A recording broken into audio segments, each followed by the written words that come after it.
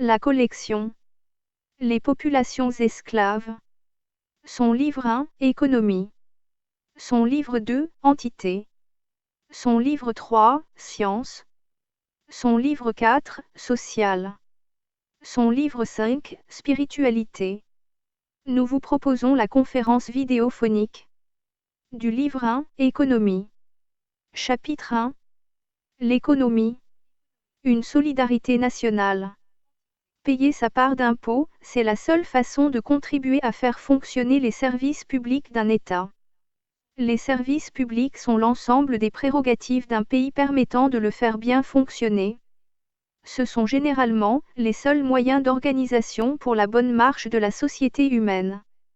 Ils sont assurés par l'État lui-même parce que jugés non rentables pour des entreprises privées. Le premier problème qui est alors posé est celui de l'équité de tous les citoyens, au regard de cette charge financière qui leur incombe. Le second problème est que, tous ceux qui le peuvent, se soustraient de leurs devoirs de citoyens. Oui, mais qui, les entreprises multinationales, qu'elles soient originaires du pays ou pas. Elles ont elles-mêmes créé la mondialisation pour pouvoir se soustraire à la fiscalité de chacun des États où elles prospèrent. Elles ont des cabinets d'avocats, véritables plateformes de recherche des paradis fiscaux, spécialisées dans les évasions fiscales. Ces cabinets leur auraient permis de ne plus payer aucun impôt depuis plusieurs décennies.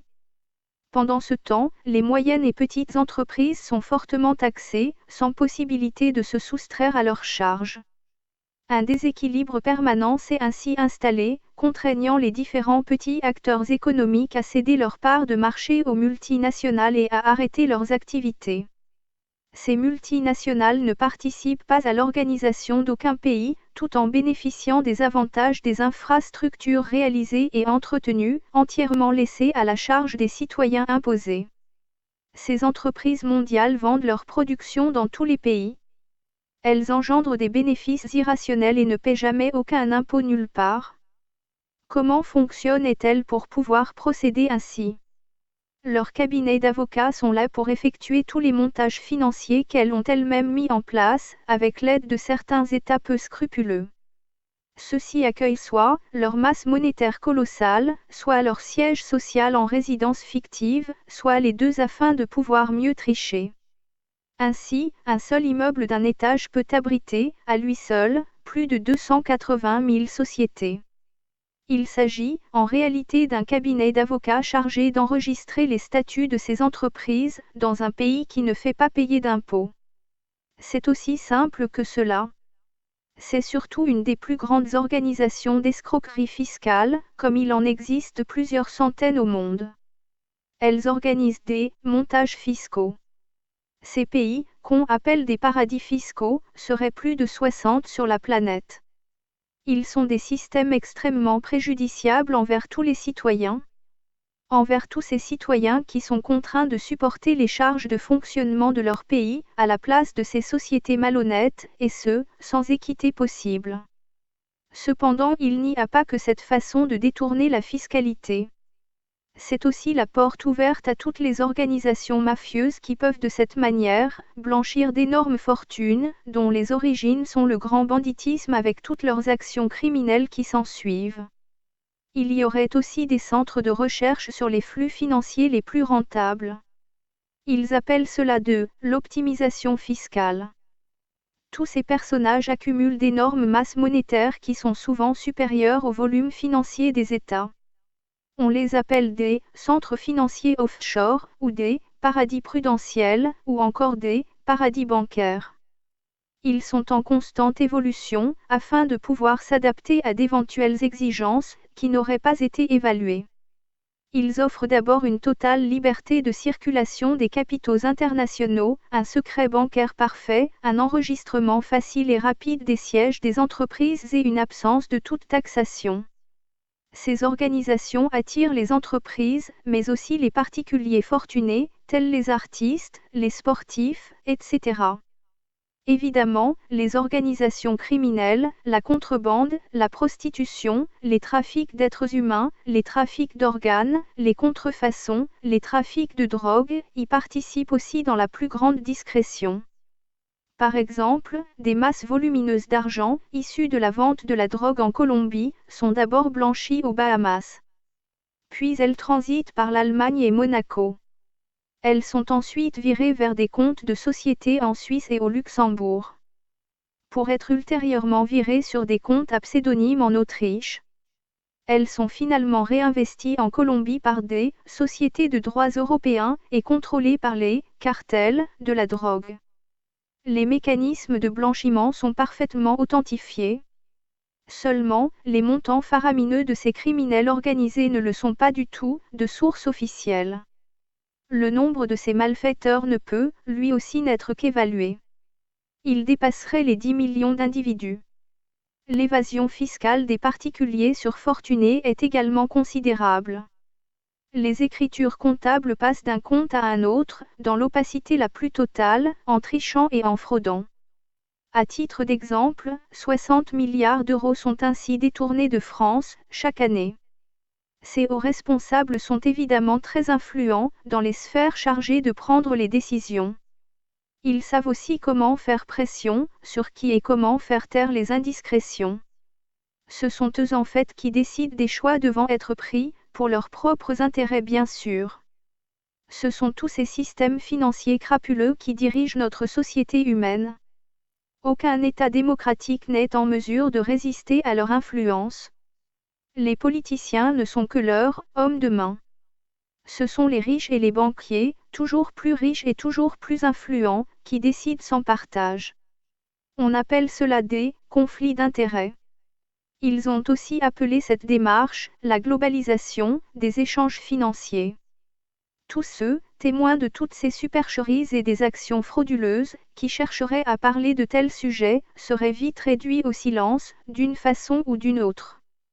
Les systèmes judiciaires des pays ne sont pas très prompts à y regarder de plus près. Les systèmes fiscaux de ces mêmes pays n'apparaissent pas non plus particulièrement courageux à chercher à comprendre ni à sanctionner les méthodes. La corruption serait-elle donc partout? Ces tricheurs professionnels, que sont certains cabinets d'avocats, font perdre tous les moyens d'organisation à la société humaine. Tous les pays connaîtront prochainement la faillite de leurs États respectifs. Ces États ne pourront plus fonctionner selon leur rôle. Ils ne pourront plus financer les services publics, les infrastructures, la scolarité, la santé, etc. Ce sont les fraudeurs qui décideront. Ils plongeront les États dans la récession économique et créeront le chômage de masse.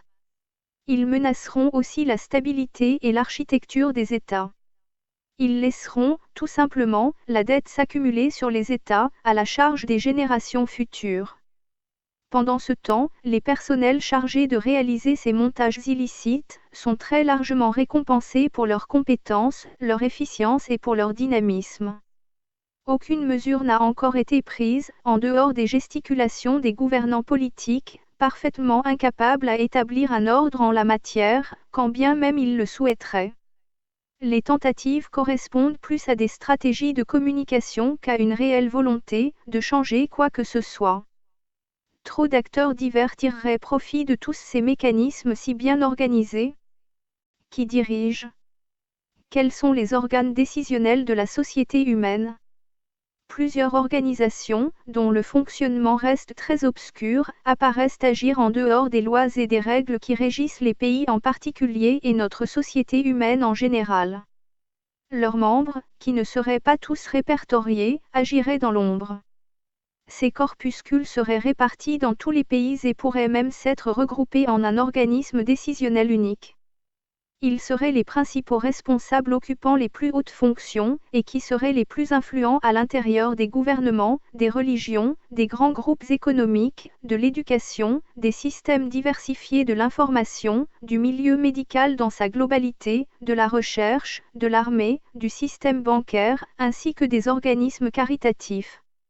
Une démocratisation de façade serait organisée pour les peuples, pendant que le pouvoir réel serait dirigé par des corpuscules. Les votants ne désigneraient de ce fait aucun des responsables. Les choix ayant été déterminés, bien à l'avance, par les décideurs qui désignent les candidats.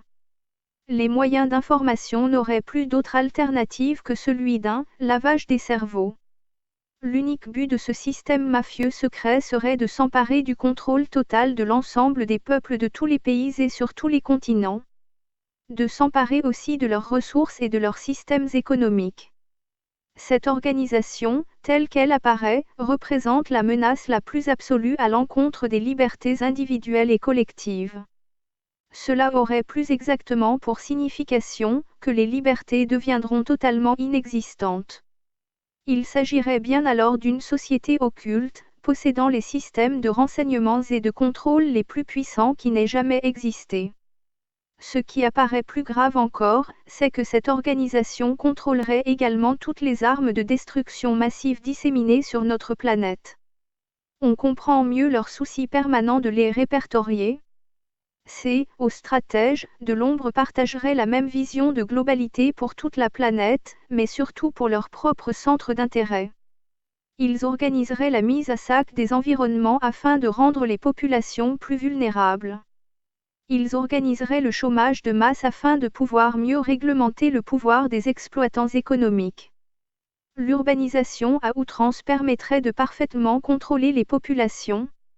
Ce serait une mise sous séquestre de la conscience individuelle par un bouleversement des valeurs et des comportements. Après l'ère des tribus, celle des empires et des royaumes, celle des États-nations, voici venue l'ère des conglomérats économiques. Leur pouvoir n'est plus ni représentatif ni électif. Il est, de plus, sans localisation géographique. Le nouveau pouvoir sera exercé par ceux qui contrôlent les banques, les productions, la technologie, l'énergie et l'information. Ce pouvoir global n'aura ni alternative ni échappatoire. Il constituera une nouvelle civilisation. Ces communautés secrètes unies fonctionneraient selon le principe bien connu d'adeptes soigneusement choisis, possédant des renseignements connus d'eux seuls.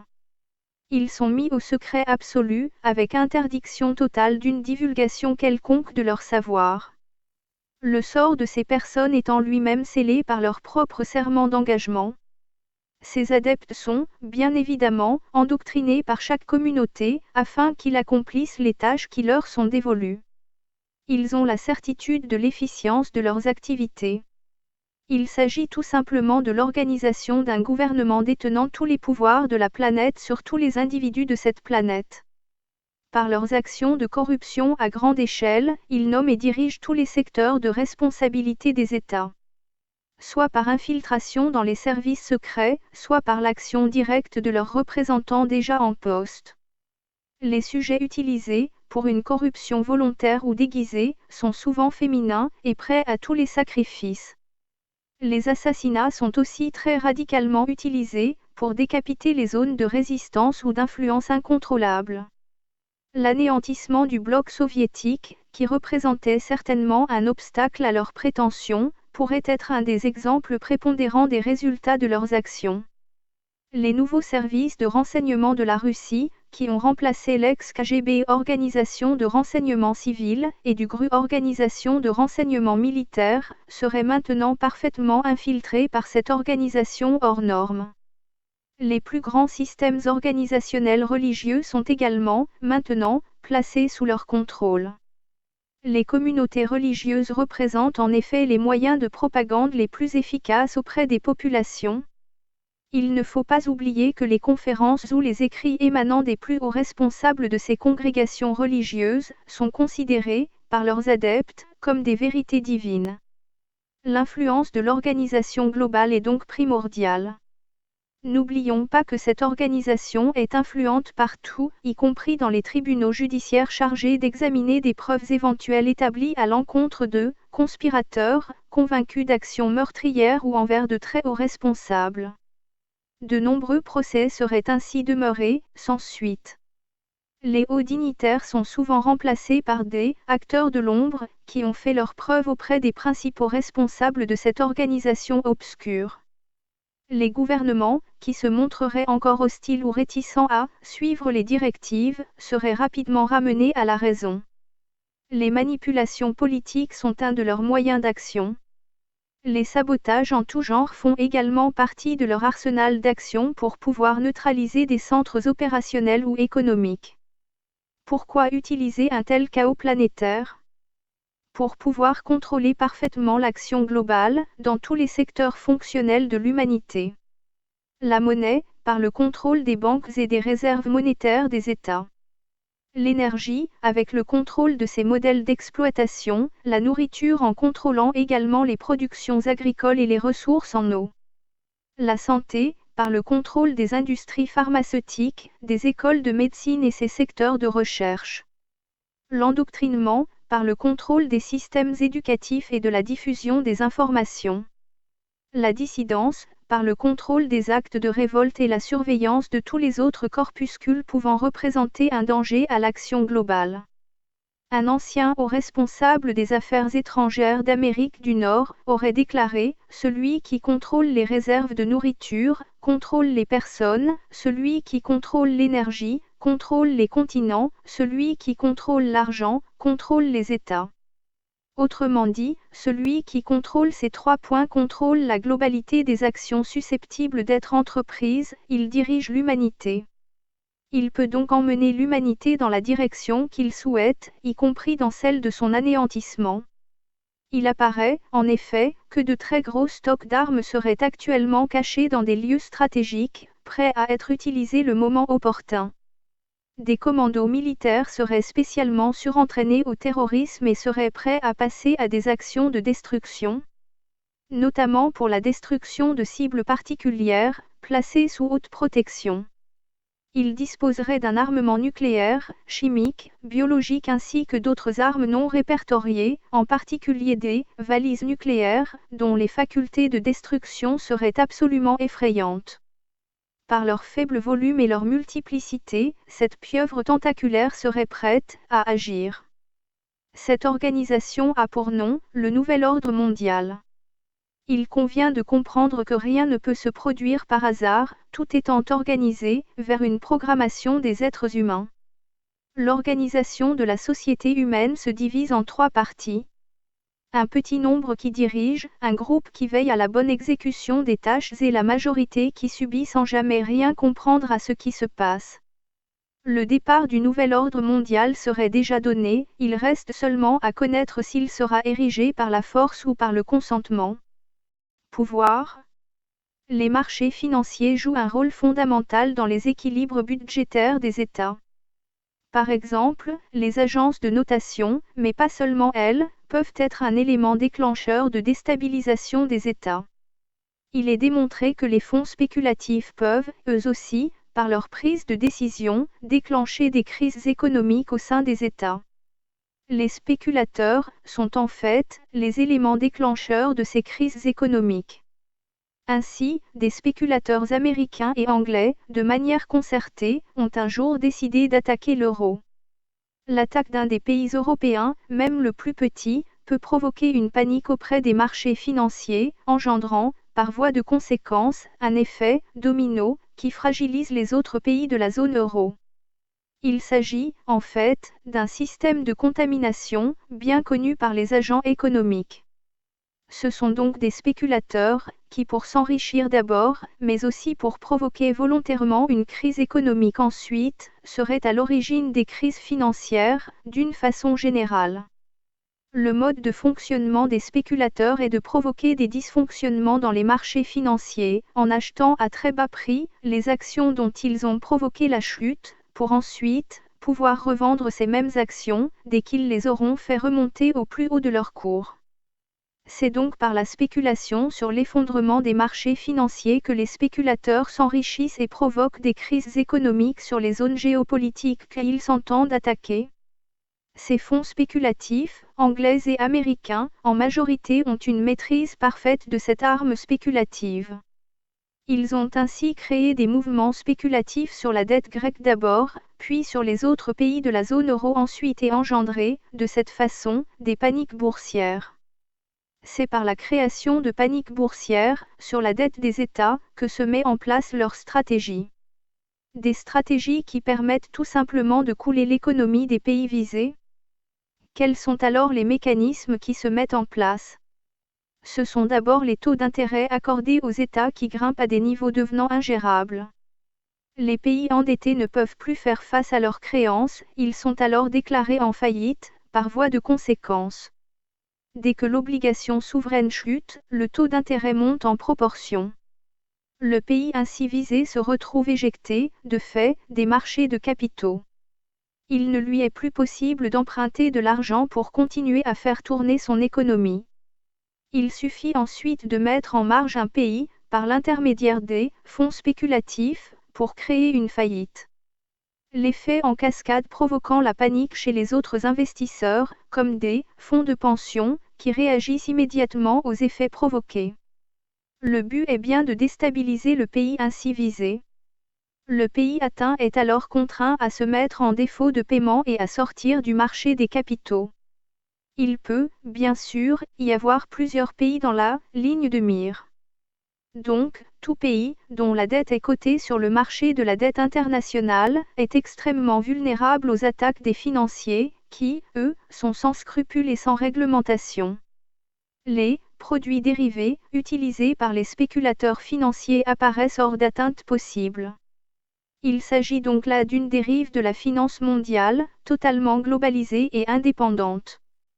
On assiste ainsi à une attaque économique de la part de la Grande-Bretagne et des États-Unis contre les pays de la zone euro. C'est en réalité d'une guerre mondiale financière qu'il s'agit. Pour quelle raison?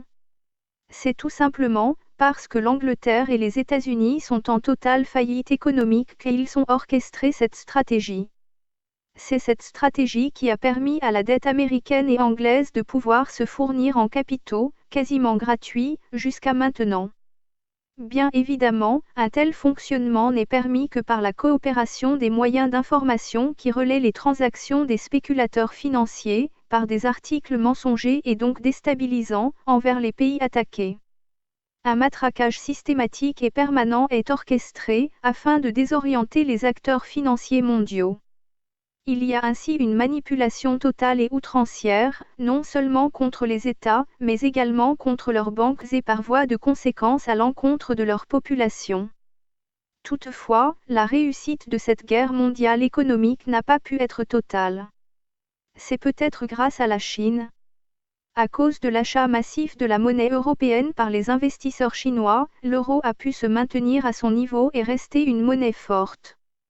La Banque centrale chinoise est actuellement la plus puissante au monde et elle contrarie fortement les spéculateurs internationaux.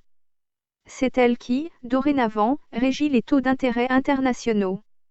C'est parce qu'il a été extrêmement difficile aux États de comprendre ce qui se passe sur le marché de la dette, que les marchés des produits dérivés ont interagi sur les marchés de la dette souveraine.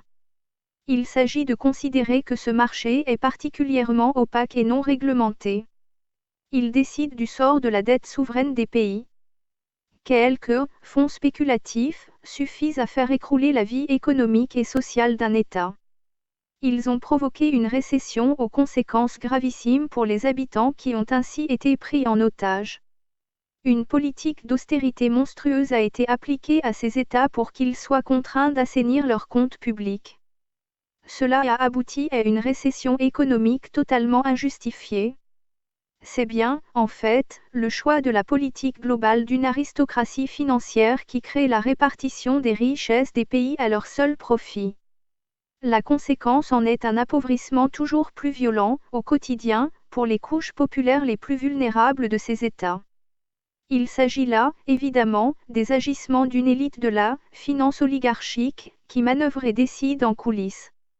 Ce sont des stratégies spéculatives concertées et volontaristes qui sont déployées.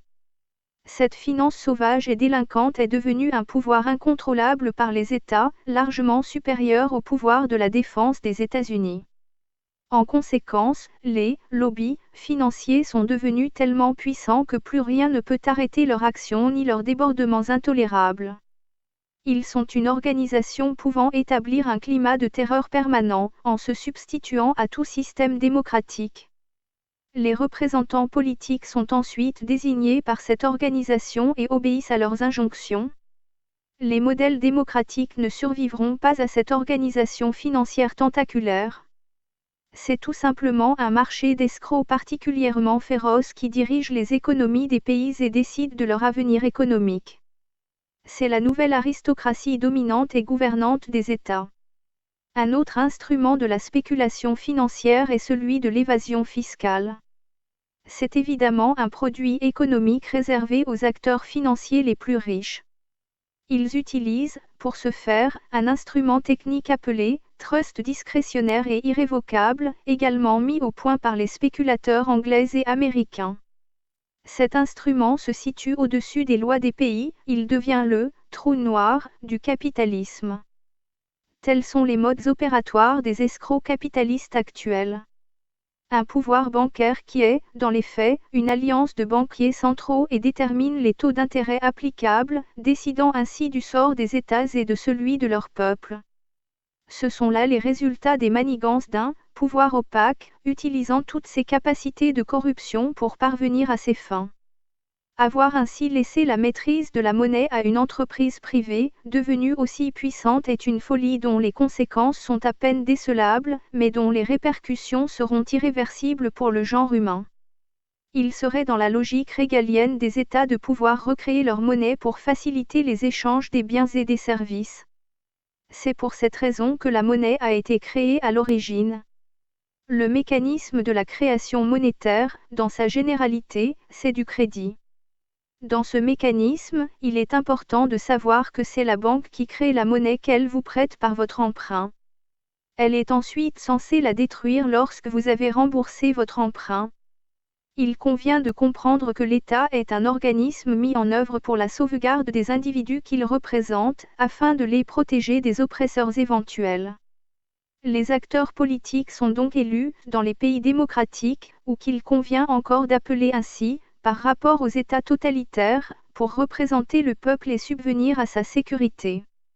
À condition, bien sûr, de ne pas perdre le contrôle des représentants politiques et des acteurs économiques. La Banque centrale, de ce fait, est une institution publique au service de l'État et, par voie de conséquence, au service des individus.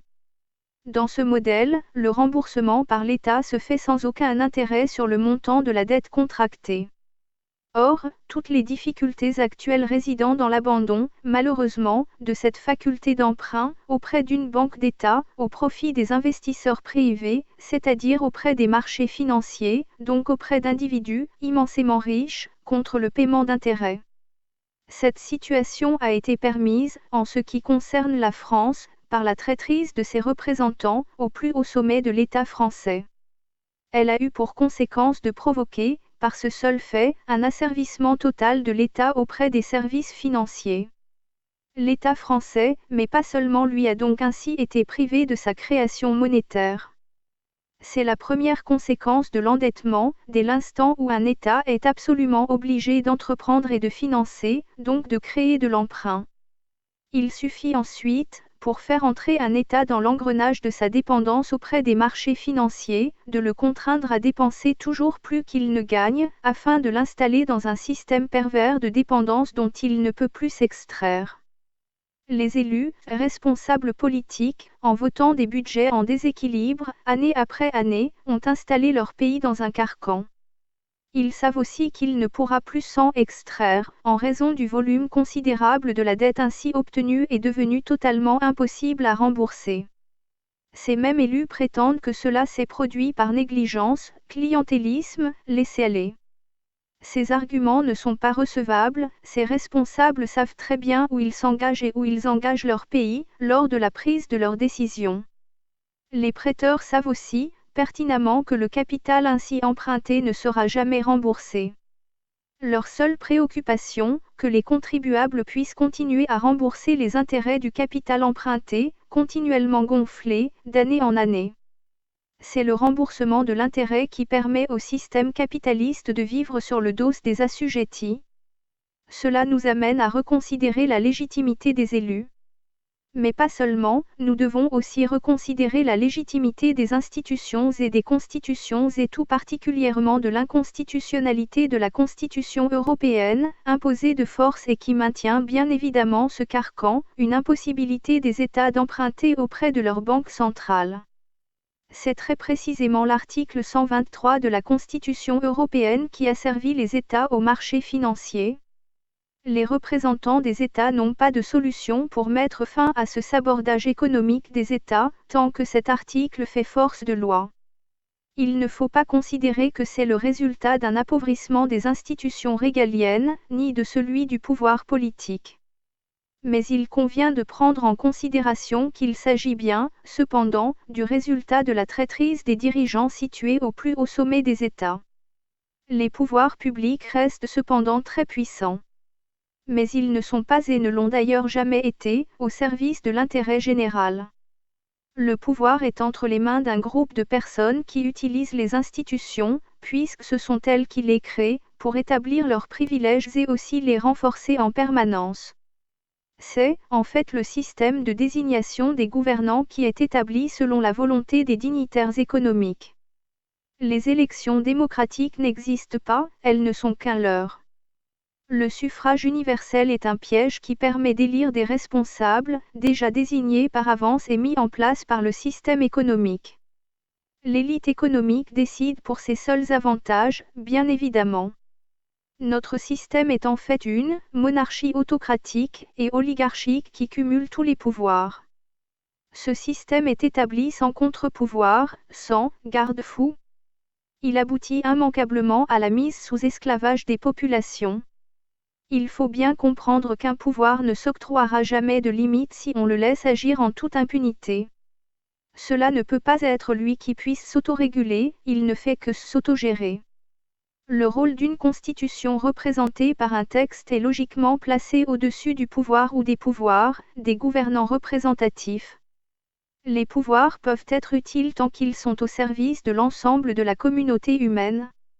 Ils deviennent hyper dangereux dès l'instant où ils peuvent absolument tout décider, sans restriction ni contrôle. Seule, une constitution, légitimement établie, peut réguler les pouvoirs et les contrôler. Encore faut-il que ce ne soient pas les pouvoirs eux-mêmes qui rédigent cette constitution. L'absurdité devient totale lorsque c'est effectivement le cas. Il faut comprendre que la constitution actuelle est la reconnaissance de l'abandon des droits des citoyens. Il n'y a évidemment rien de démocratique à élire les décideurs qui eux-mêmes ont été désignés par un pouvoir occulte, il s'agit là d'une plutocratie, c'est-à-dire un pouvoir des riches. La démocratie doit être au service de l'ensemble de la société humaine et non au service d'une minorité de cette société. Chacun doit avoir la prérogative de l'élection des règles qui régissent la société et que chacun a ensuite le devoir de respecter. Il nous faut bien comprendre que nous sommes issus d'un système féodal, puis aristocratique, qui nous a conduits à un système plutocratique, et que notre mode d'élection ne nous permet pas d'en sortir. Les dirigeants de nos pays, appelés démocratiques, sont tout simplement les banques. Ce sont elles qui détiennent le pouvoir économique des États qu'elles représentent. Ce sont les banques, mais surtout les banques privées qui dirigent nos gouvernants. Les dirigeants sont à leur solde et ce sont elles qui désignent les moyens d'action à entreprendre. Il n'y a donc absolument rien de démocratique dans ce système de gouvernance. Il est, maintenant, assez facile de comprendre que les élus ne sont pas là pour servir les intérêts d'une nation et de ses habitants, mais qu'ils servent uniquement les intérêts des nantis possédant ces banques privées. Il s'agit, bien évidemment, d'un dogme totalement fallacieux qui organise l'endettement des États. Évidemment, le choix est fait, judicieusement, pour enrichir les plus riches en leur octroyant encore plus de volume monétaire. Le système spéculatif, au lieu d'injecter l'argent dans l'économie réelle, c'est-à-dire dans le tissu économique des entreprises fait d'échanges de biens et de services, injecte des sommes colossales chez les spéculateurs. Comme on peut le voir, l'impuissance des citoyens est programmée par les constitutions. Il est facile de comprendre que, si ce sont ceux qui rédigent les textes, qui sont ensuite chargés de les appliquer, de quelle façon vont-ils les écrire ? Il est bien évident qu'ils vont les rédiger d'abord pour eux, tout en faisant croire qu'ils les ont rédigés pour la collectivité. Cette démarche s'appelle aussi un conflit d'intérêts. Ce n'est pas qu'il y ait un désir de malhonnêteté, a priori, en l'occurrence. Encore qu'on puisse aussi réellement en douter. Cependant, il ne peut pas y avoir, dans ce cas précis, où le rédacteur des textes sera celui qui est en charge de les appliquer, une quelconque volonté de loyauté envers la collectivité. Le référendum d'initiative populaire serait la seule solution d'une démocratie efficiente. Ce n'est pas aux hommes détenant des pouvoirs exorbitants d'écrire les règles du pouvoir, programmant ainsi leur puissance, avec en corollaire obligatoire l'impuissance des administrés. C'est la raison pour laquelle les institutions n'accordent aucun droit aux électeurs que sont les peuples, en dehors de celui d'élire leurs dirigeants, désignés par avance, chargés d'obéir servilement à une minorité de voyous, dont les intérêts sont totalement divergents de l'intérêt général. Constater les conséquences ne suffit pas. Ce qui importe, c'est le motif constituant. Il est indispensable que ce ne soient plus les représentants des plus riches qui dictent leurs règles représentés par des oligarques menteurs et tricheurs décidant du sort du monde, et la plupart du temps par la corruption. Quelle serait alors la solution pour qu'une constitution puisse établir les règles utiles à la population ? La solution, ou plutôt les solutions sont communales, nationales, continentales, mondiales, elles doivent être les mêmes pour toutes et pour tous. Il est facile de comprendre que pour la logique des décideurs, il convient de supprimer tout ce qui permet de contrôler les acteurs politiques et économiques. Il est aussi facile de comprendre que seuls les contrôles permettent d'éviter les abus de pouvoir et les injustices. Une fédération de communes serait une solution qui permette une prise de décision à partir de la base. C'est ce qui s'appelle le suffrage universel, où les textes établissant les règles sont discutés et écrits par la population elle-même. Il n'est plus possible de continuer à utiliser les règles du jeu des tricheurs, ils auront toujours une très grande avance sur les gens honnêtes. Cependant, la partie n'est évidemment pas gagnée. Il faut bien comprendre que ce pouvoir obscur, qui détient tous les pouvoirs, dirige tout, actuellement. Il lui sera facile d'anéantir toute tentative, cherchant à se mettre en travers de sa route. Ces oligarques sont convaincus d'avoir en charge le destin de l'humanité. Ils sont convaincus que ce sont eux, qui savent ce que doit devenir cette humanité. L'émancipation de l'humanité ne pourra jamais se faire avec eux. Pour parvenir à contrecarrer leurs pouvoirs absolus, il sera indispensable d'inventer un autre modèle d'organisation de la société avec une structure des échanges, en dehors de leur système monétaire. Mais pour qu'un nouveau système d'organisation sociale puisse fonctionner, il est indispensable de rendre d'abord obsolète le système monétaire d'échange actuel, afin de leur retirer toute possibilité de nuire. La véritable démocratie ne peut fonctionner que par le tirage au sort des décideurs, révocables dès le moindre manquement à leurs devoirs envers la collectivité. Ceci par opposition au modèle de l'élection actuelle qui est obligatoirement aristocratique. Appeler démocratie un régime d'élus délégués aux pouvoirs illimités est une imposture. Il convient donc, en premier objectif, d'établir une assemblée constituante, décidée et écrite par le peuple. Qu'est-ce qu'une assemblée constituante ? Quels sont son rôle et ses principes ? Elle doit d'abord déterminer une séparation des pouvoirs, un contrôle total et permanent des actes avec une indispensable possibilité de révocation immédiate des gouvernants désignés, dotés de mandats courts et non renouvelables. Une constitution doit être un texte protecteur pour l'ensemble des administrés. Le pouvoir économique est lui aussi révélateur. La répartition actuelle des richesses réalisées par l'activité humaine est hypergéométrique. La relation est de type exponentiel inverse entre le nombre des individus et la richesse individuelle. Cela signifie que, plus la richesse s'accroît, plus le nombre de personnes à en bénéficier diminue. Ainsi, actuellement, 0,2% de la population se répartit l'essentiel des richesses produites. 10% de la population s'octroie 46% du patrimoine. 50% de la population, la plus faible économiquement, ne possède que 7% du patrimoine global. Seulement 15% de la masse monétaire créée est utilisée pour les échanges quotidiens entre les personnes. Le pouvoir politique, lui, sert les intérêts d'une minorité d'ultra-riches, contre l'intérêt général parce que l'élection permet seulement de choisir parmi des candidats déjà présélectionnés par des partis politiques, lesquels sont sous le contrôle de l'oligarchie économique. Se servir du pouvoir confié par le peuple contre l'intérêt général est un abus de pouvoir.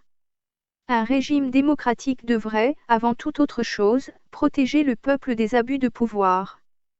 Si la Constitution n'organise aucun contre-pouvoir, le peuple n'est pas protégé et la situation ne peut qu'empirer. Une véritable démocratie doit désigner des représentants par tirage au sort pour choisir ses serviteurs et non pas ses dominateurs. Dans une véritable démocratie, les mandats doivent être courts et limités. Et enfin, une véritable démocratie doit organiser des contre-pouvoirs efficaces. Concurrence. Dans un contexte mondial, rude et hyper-concurrentiel, les entreprises ont besoin d'outils pour préserver leur position ou conquérir de nouveaux marchés. Le renseignement économique, la protection des brevets, les pratiques d'influence, la diplomatie commerciale sont autant de moyens d'une intelligence économique au service des pouvoirs économiques. Tous les moyens sont mis en place pour capturer un maximum d'informations concurrentielles. Un des objectifs prioritaires des États est d'augmenter les performances économiques de ces entreprises. Il s'agit aussi de mobiliser de façon volontaire, simultanée, coordonnée, toutes les ressources du pays. C'est donc la convergence des données, des actions, des décisions, qui permettent de réaliser les performances escomptées. Qui contrôle le commerce international? Il existe une organisation mondiale du commerce. Son rôle est d'établir une facilité commerciale de libres échanges avec une quasi-suppression des droits de douane entre les pays membres et de la réguler. 90% des flux commerciaux de la planète transitent par cet organisme qui réunit 150 pays environ. Elle a été créée en même temps que l'Organisation des Nations Unies, du Fonds monétaire international et de la Banque mondiale. Cette belle théorie organisatrice est souvent bafouée par des mesures répressives, face à des politiques arbitraires de certains États. Des subventions accordées au détriment des autres pays biaisent aussi les circuits de la concurrence. Les économistes divisent la planète en 3 secteurs d'influence. Les pays dits développés, parce qu'ils ont une infrastructure industrielle. Les pays dits en transition, de l'ancien bloc soviétique et les pays dits en développement. Le G20 regroupe les puissances économiques les plus influentes de la planète avec 90% du PIB, 80% des échanges commerciaux, 65% de la population mondiale. En revanche, aucun consensus n'a été réussi par tous ses partenaires, concernant les pollutions atmosphériques, terrestres et maritimes, ni le pillage systématique des ressources naturelles de notre planète. L'héritage, laissé aux futures générations, sera lourd de conséquences. L'enseignement supérieur représente un enjeu économique considérable pour les États et leurs gouvernants.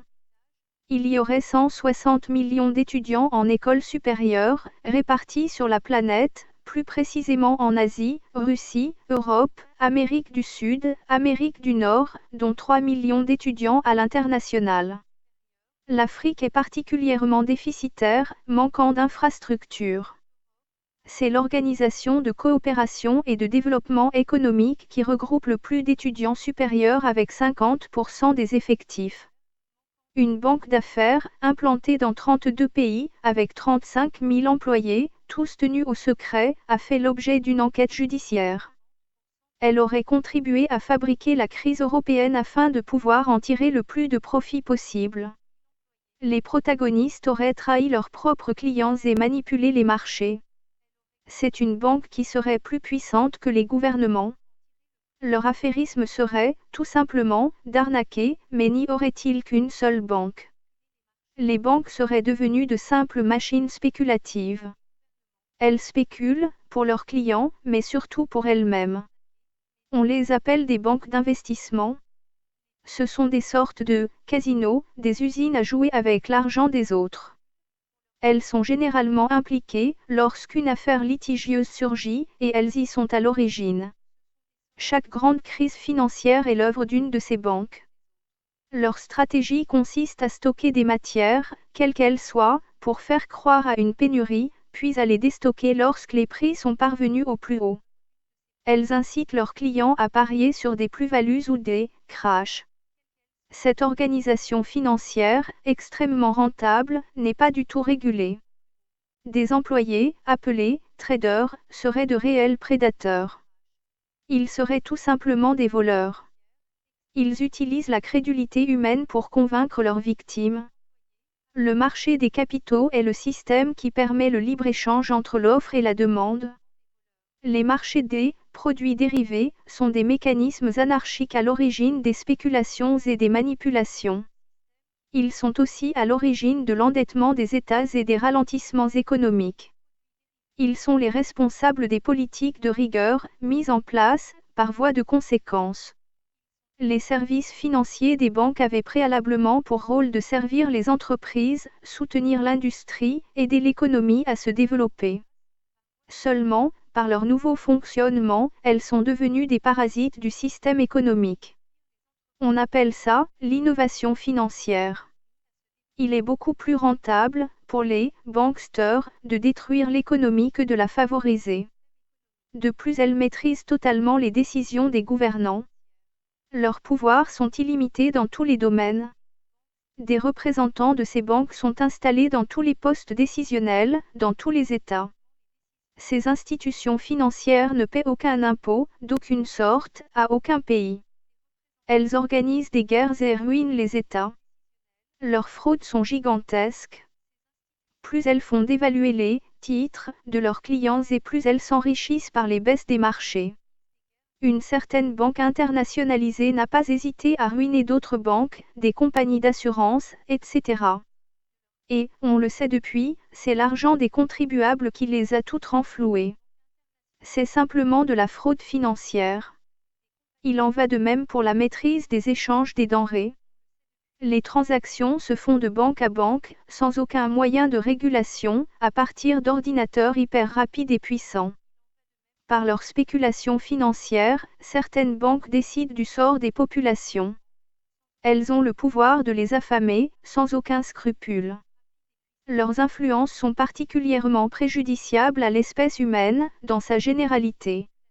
Elles ont le pouvoir de manipuler et de tromper qui elles veulent, quand elles le veulent et où elles le veulent. Elles contrôlent tout et elles ont les pleins pouvoirs. Cela s'appelle de la délinquance économique. Leur impunité est totale. Les banquiers tricheurs ne font jamais l'objet d'aucune poursuite. Elles détruisent, de cette façon, toutes les démocraties. Les banques sont suspectées de violer les lois en permanence. Et cela se fait avec la complaisance, quand ceci n'est pas la complicité des dirigeants économiques et politiques des États. Il n'est pas facile d'expliquer la malhonnêteté des escrocs. Leur habileté est de se faire paraître parfaitement honnêtes. Il y a aussi une totale incompréhension des mécanismes qui l'ont installé, pour qui chercherait à les comprendre. Les dominateurs ont établi un programme de domination globale de l'économie de la planète. Ils ont découpé leur zone d'action en 4 grands groupes, la Pacific Union, l'American Union, l'African Union et l'European Union. Les mafias sont des organisations criminelles. Elles sont situées en Europe, en Chine, au Japon et aux États-Unis, pour l'essentiel. Elles fonctionnent selon un modèle hiérarchique militarisé, dans la plus grande discrétion de ses cadres. Leurs activités criminelles sont très variées. Le racket, la contrebande, les jeux illicites, les marchés publics truqués, les trafics de drogue, d'êtres humains, la prostitution, etc. Elles se sont installées et développées grâce à la complicité des pouvoirs politiques de l'époque. Elles se sont implantées ensuite, grâce à l'immigration, par la création des réseaux locaux. Elles infiltrent les organisations politiques et tous les secteurs économiques. Elles utilisent, pour ce faire, un système bien connu, celui de la corruption. Tous les moyens sont bons pour parvenir à leur fin. Elles gangrènent la quasi-totalité des économies des États. Les mafias créent surtout de la précarité en paupérisant les populations. Elles s'enrichissent, sans créer d'emplois, sans redistribution de leurs richesses. Elles mettent en péril tous les modèles économiques locaux. Richesse, Comment deviennent-ils riches? Pourquoi fuient-ils certains pays? Y aurait-il une hostilité envers les riches dans quelque pays que ce soit? Ils sont, le plus souvent, des patrons de très grosses entreprises. Leur pays d'origine leur a permis de s'instruire, de s'installer, de prospérer, de s'enrichir et voilà qu'ils s'en vont ailleurs, en oubliant de régler des impôts, des plus-values, etc. Ont-ils conscience de leur veulerie? Pas précisément, ils sont même convaincus de leur plein droit. Ils revendiquent avoir créé des emplois, avoir créé de la richesse. Ils sont à la tête de grosses multinationales, de banques, de cabinets de conseil, etc. Ces organisations, à titre d'exemple, peuvent ne payer que 453 € d'impôts par année, pour un bénéfice déclaré de 60 millions d'euros, pour une seule de leurs nombreuses succursales. Dans le même temps, un fonctionnaire et sa femme, tous deux retraités, ayant déclaré des revenus de 59 891 €, ont payé 8 972 € d'impôts. Or, dans le montant du chiffre d'affaires de cette succursale, toutes les charges ont été retirées avant la déclaration du bénéfice. En revanche, les charges du couple, elles, restent à leur charge après la déclaration des revenus. Des dizaines de milliers d'entrepreneurs quittent leur pays d'origine, pour des pays à fiscalité très réduite ou nulle. Ils partent dans les pays n'appliquant aucune plus-value dans la revente de leur entreprise, dans des pays qui n'appliquent aucune taxe sur les transferts aux héritiers. Les grandes fortunes se construisent généralement sur plusieurs générations.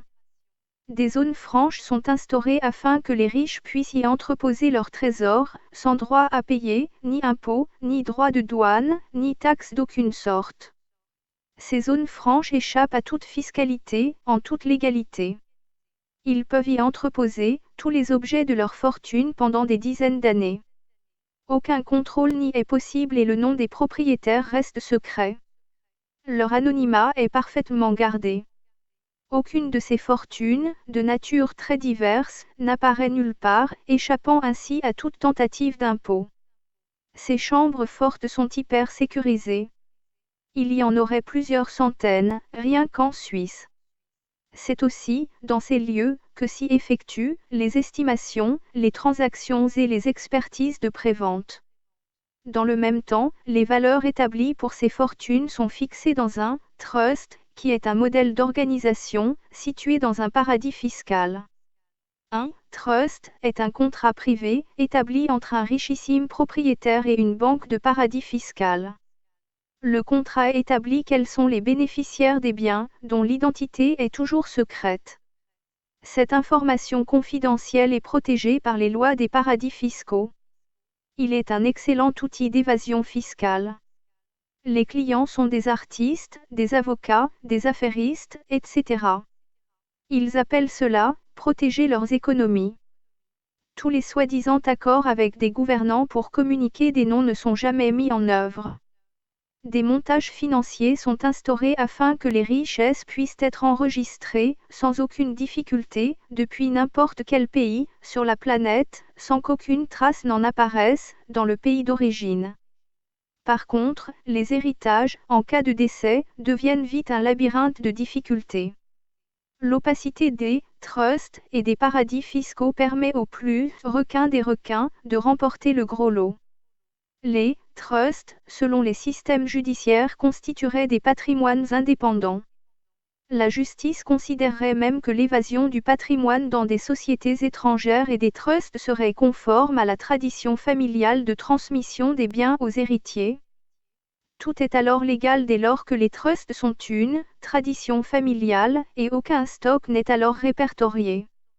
À titre d'exemple, un richissime propriétaire peut déclarer 1 000 € de revenus annuels et donc n'être redevable d'aucun impôt, pendant que, dans le même temps, il aurait versé 4 millions d'euros sur ses comptes en banque.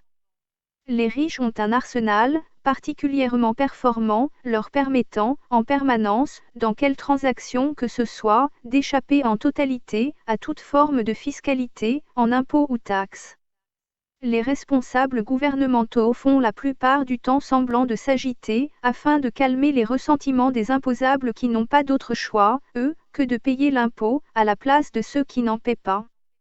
Il y a bien quelques petits tricheurs qui se font épingler au passage, toutefois, dans les faits, rien ne serait susceptible de changer, pour ce qui est des tricheurs professionnels.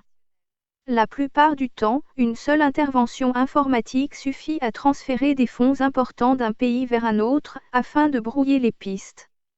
Les investigations, sans le concours des banques, sont continuellement vouées à l'échec. Certains pays d'Europe se sont attaqués à la fraude fiscale, à titre anecdotique.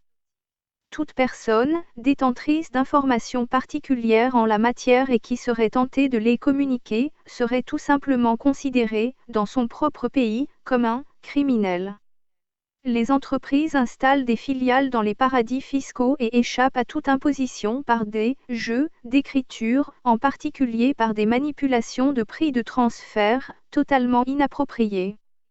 Si les citoyens savaient que toutes les grandes entreprises, notamment celles qui sont cotées en bourse, ne paient aucun impôt sur les profits extravagants qu'ils font, cela créerait une révolte bien légitime. La présentation des comptes de ces sociétés ne correspondrait jamais à leur réalité économique.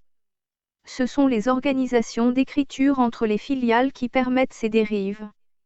Contrairement à ce que l'on pourrait croire, aucune enquête n'est diligentée afin de connaître la vérité sur ces falsifications.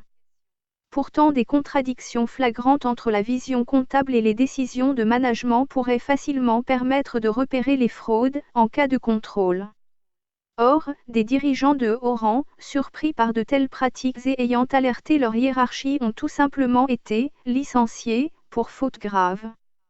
Une administration fiscale, pourtant alertée par des éléments précis de dénonciation, n'aurait conclu à aucune fraude fiscale, considérant qu'il s'agissait simplement d'une optimisation fiscale. Des contrôles fiscaux auraient même été effectués, 300 pour 10 000 entreprises, des redressements fiscaux auraient été réalisés, ça, c'est le discours officiel. Nous faisons ce que nous estimons devoir être fait.